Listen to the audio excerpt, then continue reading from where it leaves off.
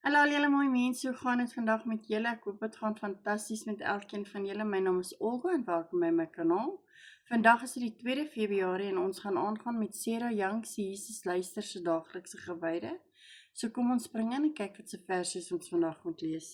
Die eerste een is Psalm 42 vers 9, Psalm 42 vers 9, dan is dit 2 Korintiërs 4 vers 16 en 17, 2 Korintiërs 4 vers 16 en 17, dan is dit Psalm 27 vers 8, Psalm 27 vers 8, en die laaste ene is Psalm 63 vers 7 en 8, Psalm 63 vers 7 en 8.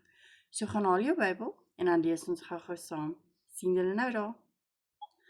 Reg, so die eerste een is Psalm 42 vers 9 en hier so staan: Doch sal die Here weer op 'n dag sy trou laat blyk en sal ek self in die nag 'n lied vir hom sing, 'n gebed tot die God van my lewe.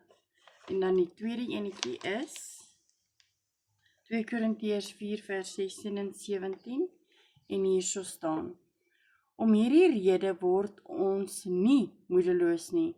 Al is ons uiterlike besig om te vergaan, innerlike word van ons van dag tot dag vernie. Ons swaar kry in hierdie lewe is maar gering en gaan verby, maar dit loop vir ons uit op 'n heerlikheid wat alles verregveg oortref en sal ewig bly. En dan is die derde enetjie Psalm 27 vers 8 en hier so staan: Ek onthou wat u gesê het, julle moet my kom dien. Ek is hier om u te dien, Here. Dan die laaste versie vir vandag is dit Psalm 63 vers 7 en 8.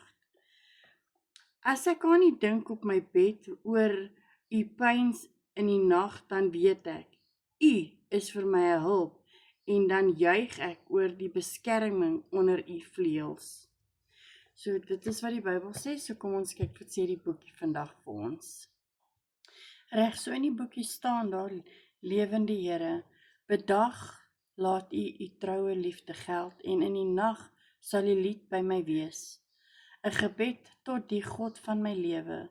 Dit is vertroostend om te weet u is in beheer. Deur die loop van die dag seën u my op tallose maniere deur u liefde.